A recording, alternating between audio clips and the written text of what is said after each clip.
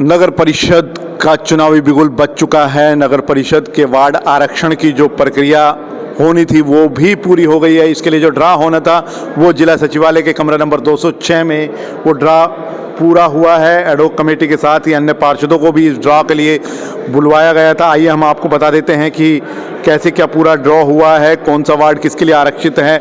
हम आपको बताए चलते हैं कि एससी वर्ग के लिए ward number 3, ward number 24, ward number 27, ward number 28, ward number 30 और वार्ड नंबर 32 आरक्षित हैं। ये सभी 6 वार्ड एससी वर्ग के लिए आरक्षित हैं। इनमें से वार्ड नंबर 27 और वार्ड नंबर 30 को एससी वर्ग महिला के लिए आरक्षित किया गया है। इसी तरह से बीसीए वर्ग के लिए 3 वार्ड आरक्षित किए गए हैं। वार्ड नंबर 9, वार्ड नंबर 13 और वार्ड नंबर 16 बीसीए वर्ग के लिए आरक्षित रहेंगे।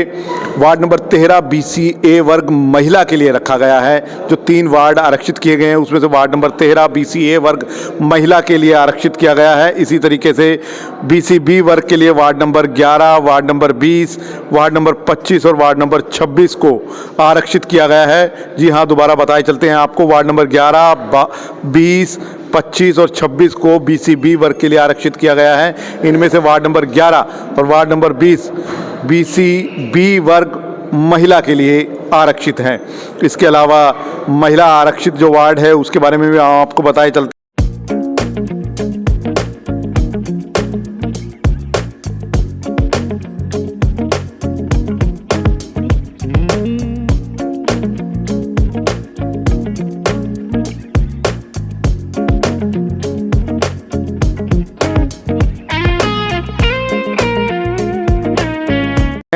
जनरल महिला आरक्षित जो वार्ड हैं वो रहेंगे ward number 23, ward number 2, ward number 21, ward number 15, ward number 8 और वार्ड नंबर 5 को महिलाओं के लिए आरक्षित किया गया है।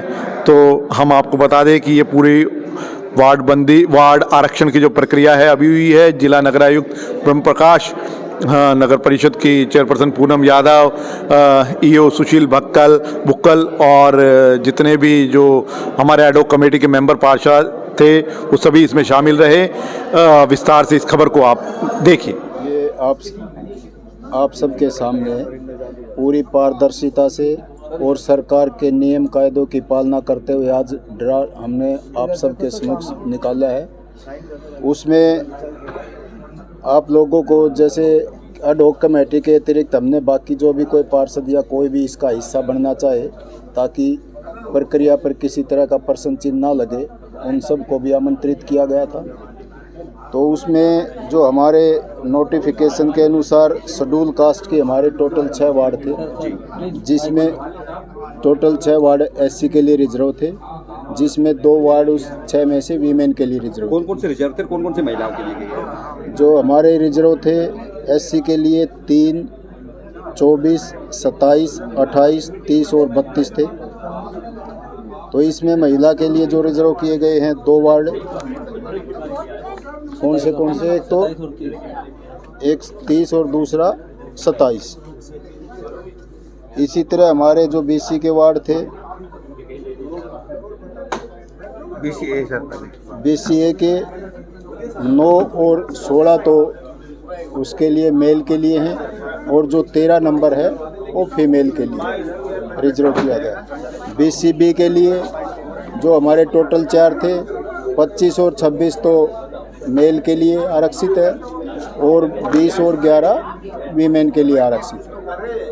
ये हमारे टोटल जो रिजर्व कैटेगरी के थे, जिसमें एससी है, बीसीए है और बीसीबी के 5 तो महिलाओं के लिए आरक्षित है, बाकी पुरुषों के लिए इसी तरह जो हमारे 6 बच गए जनरल कैटेगरी से, जो महिलाओं के लिए आए हैं 23, 2, 8, 15, 21 और 5, ये हमारा तो टोटल हमारे 11 महिलाओं के लिए आरक्षित है। बाकी जैसा सरकार के द्वारा इस नोटिफिकेशन में था उसके अनुरूप हमने ड्रॉ किया है। ये हमें अब इसकी पूरी प्रोसीडिंग्स को ड्रॉ करके और हेडक्वार्टर में भेज देंगे। वहाँ से इसको एक तरह से मंजूरी मिल जाएगी। अब अप्रूवल मिलने के बाद हम जो वार्ड वाइज इलेक्टोरल रोल है उसको बनाने का कार्य शुरू करेंगे और जो ही सरकार के आदेश होंगे तो हम इलेक्शन प्रोसेस को स्टार्ट कर देंगे। जनाब हमारी तरफ से आज ये कंप्लीट होगी प्रक्रिया और इसको हम अप्रूवल के लिए भेज देंगे, ये अप्रूव हो जाएगी और फिर किसी भी समय जो कि इलेक्टोरल रोल का जहाँ तक वार्ड वाइज बनाने की है वो हमने उसने जो प्रिलिमिनरी वर्क कर लिया है, अब शुरू कर देंगे जी उनका। चेयरमैन के ड्रॉ की भी डेट आई हुई है, 26 तारीख की डेट है, 22 है और 22 को हेडक्वार्टर में माननीय जो महानिदेशक है उनके ऑफिस में उनके नेतृत्व में होगा। जैसे किसी ने हमारे तो इस पे प्रणाली पर प्रश्न चिन्ह लगाया होगा कि भाई पारदर्शी तरीके से ना होने की गुंजाइश है, तो पारदर्शिता इंश्योर करने के लिए हमने यहाँ पे बुलाया और आप लोगों को भी बुलाया और बाकी लोगों को भी बुलाया। अडोक कमेटी के और एक भी आदमी इसमें ना संतुष्ट नहीं है, सब खुश हैं। देखिए सारा हमने पारदर्शितापूर्वक ढंग से किया है, क्योंकि डीएमसी ऑफिस में पहले मीटिंग रखी हुई थी तो माननीय डीसी साहब ने आदेश किए कि पूरी पारदर्शिता का मतलब कोई ऑब्जेक्शन ना करे, तो इसलिए डीसी ऑफिस के हाल में हमने ये बैठक की और जितनी भी हमारी सरकार की प्रक्रिया थी, जो भी नोटिफिकेशन था उसके हिसाब से हमने शेड्यूल कास्ट और BC-A BC-B और उनके लिए महिला आरक्षित और जो हमारे जो वार्ड बचे थे उसमें जनरल के जो 19 वार्ड बचे थे उसमें से 6 महिला के लिए हमने आरक्षित किया।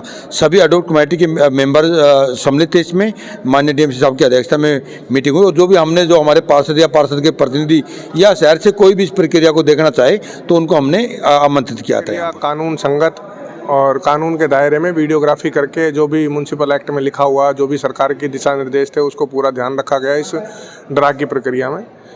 सभी कैटेगरीज वाइज जैसे BC-A में 3 रिजर्व सीटें थी तो 3 गुना उसको करके 9 ड्रा निकाले गए, जिसमें से 1 महिला रिजर्व की गई। BC-B में भी इसी तरह से 12 ड्रा निकाले गए, 2 महिला रिजर्व की गई और 4 BC-B की सीटें उसमें हुई। SC में भी उसमें ऐसे ही 6 निकाला गया उसमें और 2 महिलाओं के ड्रा उसमें निकले। पूरे रेवाड़ी शहर में जिस तरह से एक चुनावी बिगुल बज चुका है आज इस ड्रॉ के बाद, और हम सभी जो पार्षद हैं अपने अपने क्षेत्रों में जो हमने कार्य किए हैं उनके बिहाफ पर जनता के बीच में जाएंगे। गंभीर एक्सीडेंट के इलाज के लिए रेवाड़ी का एकमात्र अस्पताल Aditya hospital, block A, sun city, HUDA bypass, Abhay Singh Chowk, Rewari. यहाँ न्यूरो सर्जरी के अंतर्गत ब्रेन और रीढ़ की हड्डी की सर्जरी की जाती है। दिमाग की नस ब्लॉक होना, नस फटना और लकवा जैसे मामलों का उपचार किया जाता है। कार्डियोलॉजी विभाग में एंजियोग्राफी, स्टंट और छल्ला डालने की सुविधा है। लेप्रोस्कोपी द्वारा पित्ताशय, अपेंडिक्स, हर्निया और पेट की सर्जरी बिना बड़े चीरे के होती है। ऑर्थोपेडिक्स में कितनी भी टूटी हड्डी का सफल ऑपरेशन, घुटना बदलना, फ्रैक्चर, घुटने के फटे मांस और हड्डी के ट्यूमर का ऑपरेशन किया जाता है। सामान्य चिकित्सा में दमा, सांस की तकलीफ, इन्फेक्शन, TB, पेट की गैस, चिकनगुनिया और डेंगू का इलाज उपलब्ध है।